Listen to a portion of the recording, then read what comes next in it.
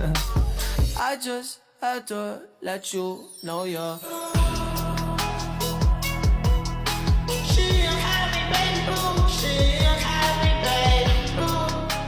Pose with the fans. Pose with the pose with the pose with the pose pose with the fans. Pose with the pose with the pose pose pose with the fans. Pose with the fans.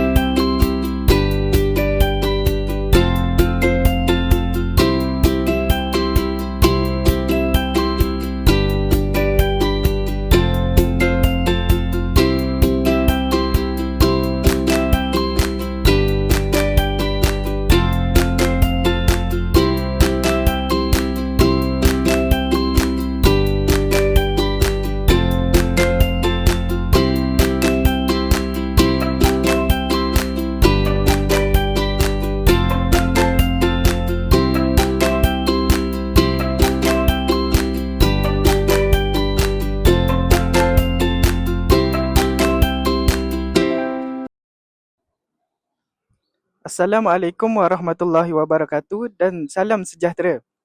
Nama saya Arif Fahmi bin Marzuki. Saya Aina Batrisha binti Cik Zainal Abidin. Saya Fatin Nabihah binti Mohsin. Kami bertiga dari Unit Bahasa Melayu 1, ambilan 2025-2026.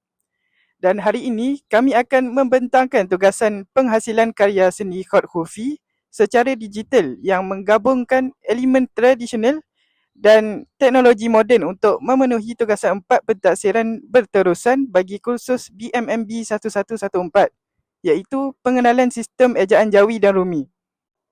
Baiklah, proses penghasilan karya ini bermula dengan fasa pencarian maklumat menggunakan enjin carian Google.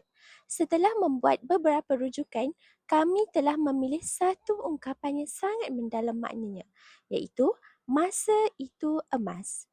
Ungkapan ini dipilih kerana ia merujuk kepada konsep bahawa masa merupakan sesuatu yang sangat berharga dan tidak boleh disia-siakan. Sama seperti emas yang mempunyai nilai tinggi. Setiap detik yang berlalu tidak akan dikembalikan.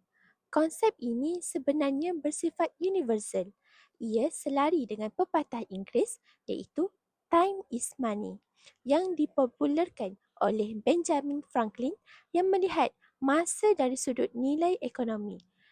Malah dari perspektif keagamaan, terutamanya dalam Islam, kepentingan masa ditegaskan melalui surah Al-As yang menyatakan bahawa manusia berada dalam kerugian kecuali mereka yang memanfaatkan masa dengan iman dan amal soleh.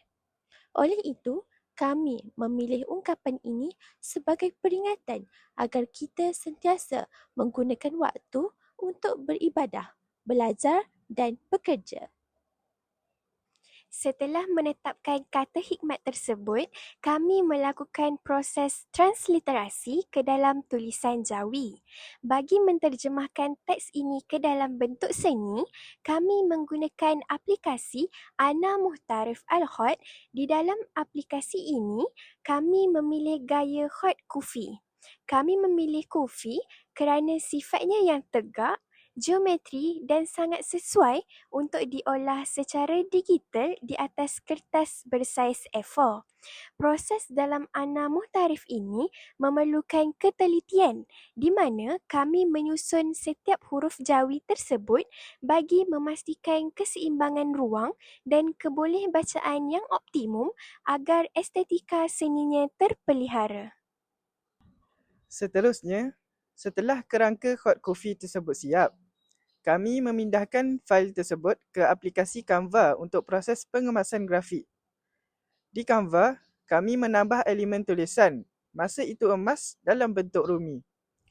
Kami menggunakan elemen efek untuk memastikan tulisan tersebut tidak tenggelam, sebaliknya lebih menonjol daripada latar belakang. Baiklah, ini adalah hasil akhir karya kami. Hasil karya ini bukan sekadar sekeping poster digital, tetapi merupakan medium dakwah dan nasihat visual. Secara keseluruhannya, tugasan ini telah memberi peluang kepada kami untuk meneroka bagaimana teknologi digital seperti Ana Muhtarif dan Canva dapat mengangkat semula martabat tulisan Jawi dan seni hot dalam bentuk yang lebih relevan dengan zaman sekarang. Semoga pesanan masa itu emas dapat memberi manfaat kepada kita semua. Sekian, terima kasih.